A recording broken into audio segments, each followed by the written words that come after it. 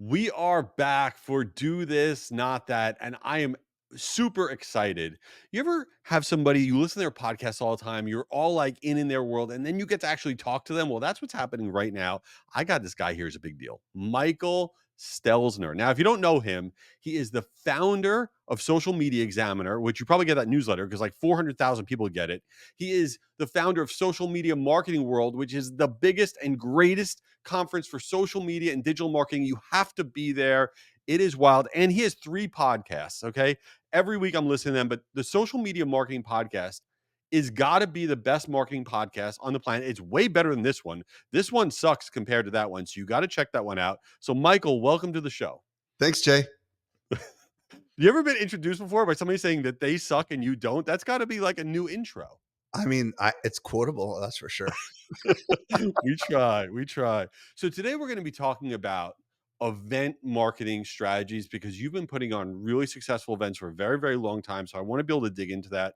But before we do that, how did Michael Stelzner wind up dominating all these different categories? How did you become you?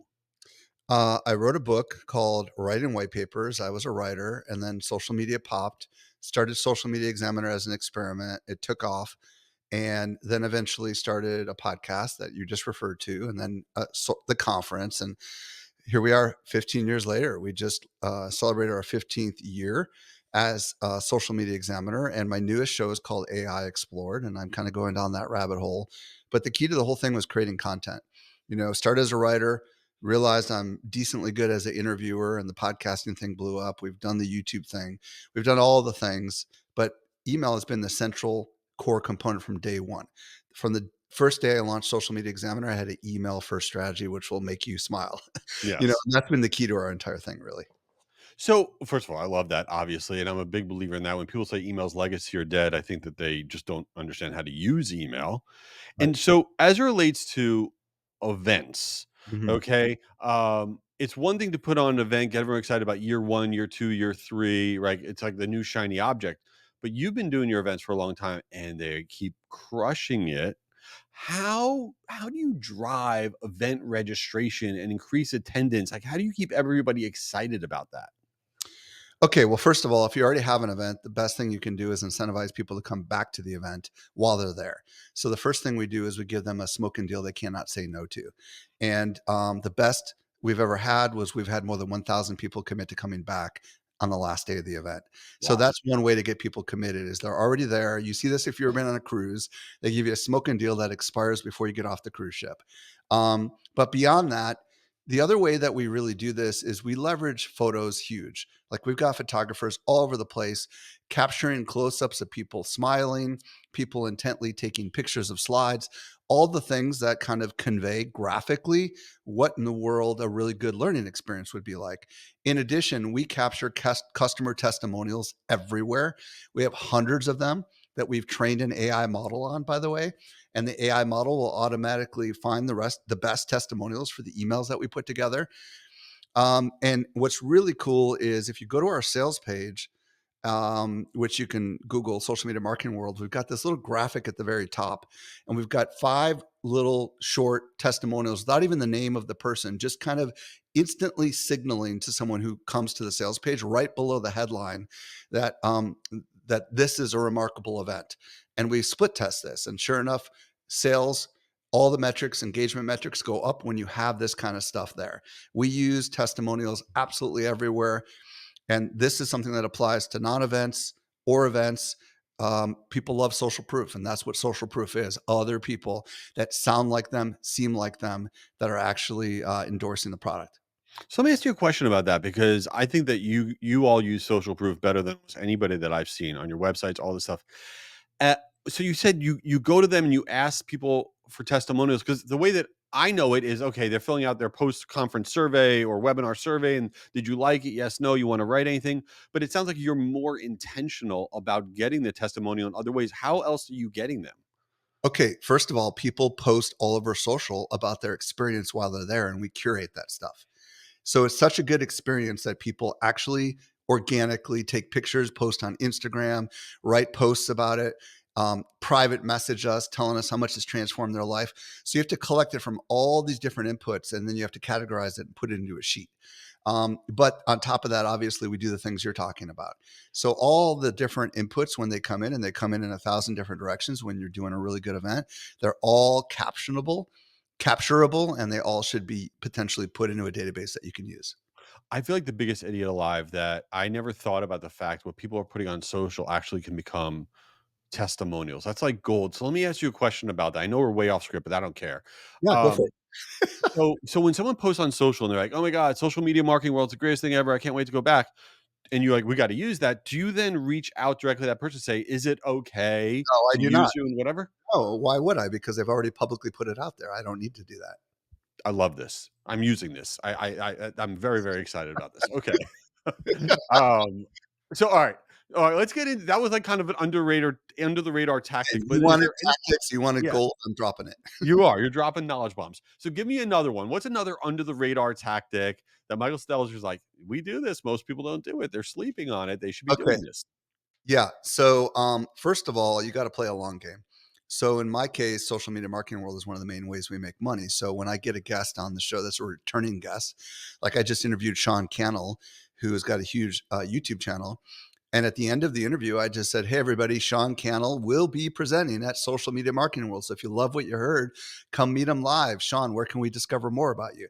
So what I do is and then of course, guess what? He did. By the way, it's an amazing event. He gave me an on the fly testimonial. It wasn't even part of the script.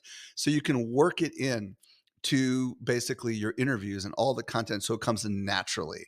Or sometimes when I'm interviewing someone, I'll say, like, when I was at Social Media Marketing World. So when people hear it over and over and over and over again, it's like permeated into their brain. And I can't even begin to tell you how many people have said it's on their bucket list because they've just heard me talk about it forever. So are you just intentional at all times? Like everything that's coming out of your mouth, you're like, I know exactly what I'm saying. There's No, I no wish I purpose to was it. more intentional. I mean, if I was more intentional, I would be doing it more often. But sometimes I'm very intentional. It just depends. You know what I mean? Like I didn't know when I had you on my show that I'd be inviting you to the conference. Sometimes that, I can't know that. But when I am intentionally bringing on people that I know will be speaking at the conference, I do sometimes inject it naturally into the dialogue. That yeah, okay. So I need to be more intentional about everything in my life, about what food I eat. I mean, come on, I got to step it up. All right. So let me One ask you more a thing. question. One more thing. Yes, Um, yes, Social posts. yes. When you're writing and doing stuff in social posts, you can just kind of work it in there. So, like, I naturally write really detailed posts once a week that are stories about what's going on behind the scenes. So, for example, one of them was, "Hey, my crew and I just got back from San Diego. We were there imagining what the new space was going to look like, and here's a lesson for social media marketing world. And here's a lesson." You see how I just dropped it in there? Yeah, Just yeah. subtle little Yeah. things in there, but it's like buried inside of a story, and it's in there over and over and over every single week, and nobody complains about it because it's wrapped in a story. Right. It feels like organic. It's part of the content. Yeah, So let me ask you this again. I'm off script, but I don't care, and you have good info. yeah. You look for the best speakers, and a lot of listeners here forget if they put on a big event, maybe they put on a webinar. They're trying to figure out the right speakers and the right things. What do you look for in a speaker that you're like, yep, that's who I want because they're going to crush it? Like, what do you look for? Okay, first of all, they have to know what they're talking about. That's the first most important thing. So, there's plenty of people that claim they're an expert at something, but they have to be an expert, and there has to be demonstratable knowledge that they are an expert, which means that they have been on a lot of other podcasts talking about it. They've written a book on it, or they've done YouTube videos on it, or they've got their own podcast on it, or they write regularly on it. That's the first thing. Second thing, which is even more important than the first thing, is they need to be a clear communicator, because there's nothing more important from an event perspective than having someone say, "That was amazing. I took something from that." The worst thing, and you've experienced this, Jay, is when people walk out of a session because the person's babbling. They might be brilliant, but they do not know how to educate or inspire. That is absolutely essential. It's really hard to find both of those, which is why not everybody that I get on my show gets invited to speak, because they have to be exceptionally articulate. And that comes with, typically the people that have agencies or consultancies that work with lots of different diversity of clients, have a deeper bench of knowledge, or people that have courses or memberships where they're constantly working with all sorts of different people. Those are the people that are typically the savviest because they're in the trench doing the work. You know what's amazing about what you just said? Because I think it's actually the opposite of what a lot of people do with their webinars and their events. Everybody's always on the hunt for the big brand. Get me the big brand so I can stick it in an email. Say we got X, Y, and Z company that's speaking there, and they try to leverage that. And then people show up, and that person from that big brand, they stink. They happen to have a great job, but they stink at what they do. And people don't they avoid the consultants and the agency players and all those people. But to your point, those are the people that have most experience, right? Is that what you find? 100%. Yeah. Now it's not all of them. It's just some Right. of them, right? They have to be good at it. They have to know their craft. And that requires work. And that's why not a lot of that's when you have something like that, you create a great experience so that, let's say, 75% of the sessions people walk into, they walk out of it saying, I learned something. They've got sheets full of notes. That's when you know you're on the right path. Yeah, I totally am on that. I totally agree with that. So let's talk about promoting your events. And again, for anybody listening, you don't need to have a big conference. You have a little webinar. You could do whatever, and these tactics matter. So right now, where are you promoting event? Are you doing videos on LinkedIn? Are you avoiding TikTok because it's not a good place for business professionals? Are you doing this, that, whatever? What is the secret sauce of how you're driving awareness? Okay. First of all, we don't really ask a lot of our speakers, and that's important. A lot of other events ask something of their speakers. We ask almost nothing of our speakers, and you probably have recognized that, Right. because we want to be the ones that make it so fun for the speakers that they'll want to come back and they'll naturally talk about it. That's the first thing. What we do is we leverage email extremely heavily. We have a big advantage because we're a media company. We have a really large email list, but email is absolutely essential for us to ultimately sell tickets. And the way that we craft these emails is typically they contain usually a really good headline, a short little opening that maybe triggers a pain or a challenge that they face. And then here's how this could get solved. For example, let's say AI, right? Everybody's really concerned about AI and they're like, they don't know which tools are the best ones, right? So we'll come up with something creative and then we'll find a quote from someone who went to a session that said the AI stuff blew my mind, which we happen to have. We'll find a picture, doesn't have to be the same picture as the other person, of maybe a speaker who's an AI speaker on the stage, and we'll craft something together, and boom, we're good. But we get a lot more creative than that. Like, for example, we're starting to use AI a lot. So AI just inspired me to come up with something today, which was a Back to the Future themed message. So I wrote an email saying, "Hey, it's me. Yeah, you, Jay. I'm writing you from the future. And you're not going to believe it, but you made a really smart move when you decided to buy that ticket at Social Media Marketing World. And here's proof I'm here. And it's a bunch of people from behind with their hands up. See, there's your hand." And then I say, here's a quote I met from here's my friend Ellen. This is what she said to tell you. And there's a customer testimonial. You know what I mean? And trust me, you got to come here. And I know you're skeptical. I remember that about us, me, you know what I mean? But go ahead, trust me, go buy the ticket. So that I was an love AI that. inspired one that I just came up with today, using a Back to the Future theme. Another one was a detective theme. We had a case number, and the AI helped me write this one. This was the case of the missing reach, and it was how marketers are struggling to get reach. And it had a case number, and it had the sequestered experts that we brought that have agreed to testify. You know what I mean? And one of them was Mari Smith, and another one was Matt Wolf, who's an AI guy, and it was written as if it was a legal brief. You know what I mean? And should you choose to accept this case, you know what I mean? Here's da da da da. So we try to get really creative using AI, using stories, justify triggering pains, and ultimately sewing testimonials into the whole thing and having fun with it. I love how deep you go into social proof. I think that is so cool. First of all, I love the creativity.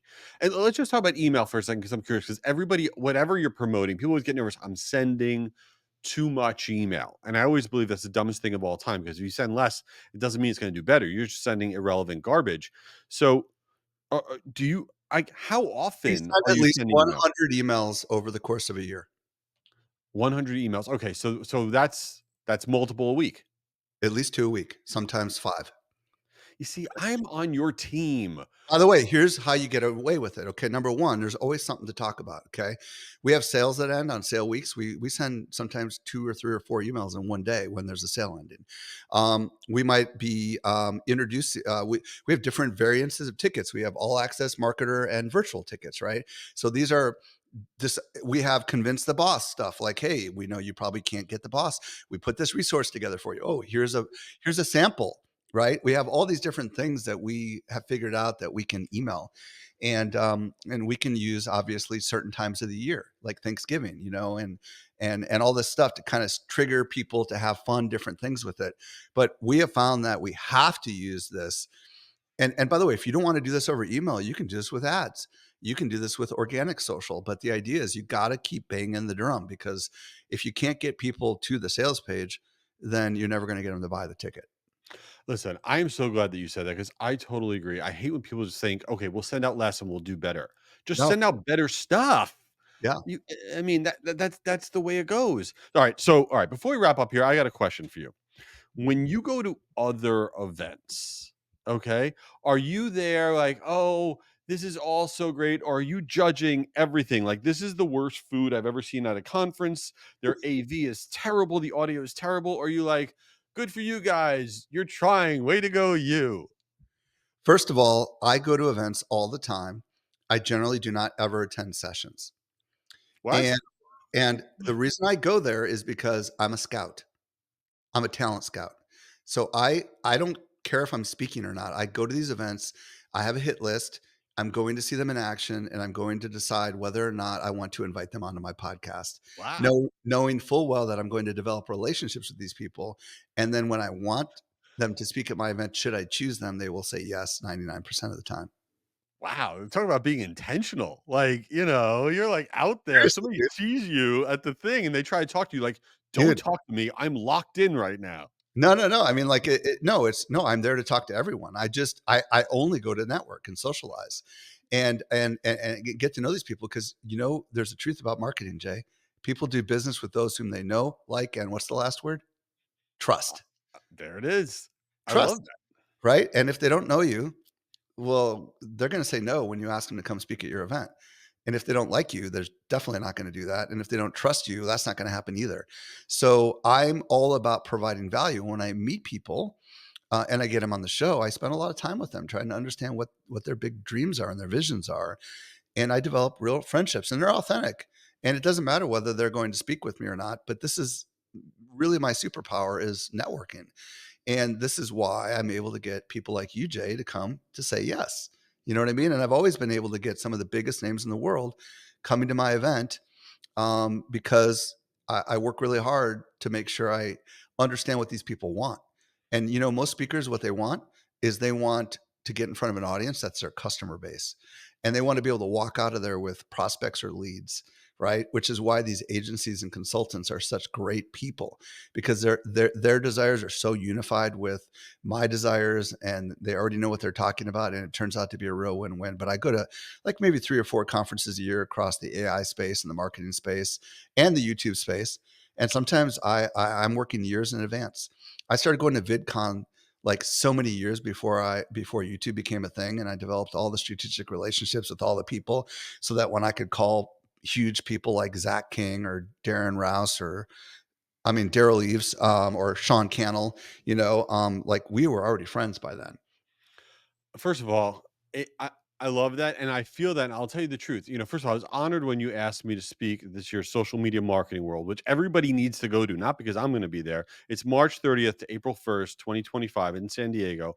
But I'll tell you why when you asked me, I was like 100% yes, instantly, because when you invited me onto your podcast and we were just getting to know each other, we had a call before I came on your podcast, and the prep call, I learned so much from that prep call about how you go about preparing to do a podcast, And helping and you to be successful on the it podcast. helped me to be successful. I'm like, whatever this guy's doing, whether it's his conference or his podcast, I want to be a part of it so I could learn how to kind of do what he's doing the right way. So I know this sounds like a commercial, everybody, but I'm telling you, if you want to learn about social media marketing, digital marketing, yeah, go to social media marketing world. But if you're an event person, go to social media marketing world, because the attention to detail that Michael does for his event is wild. Okay, is wild. So we're gonna put it all in the show notes. But you have to be there. I will be there March 30th to April 1st. Michael, what else? How do they find you? What should they sign up for? What's going on?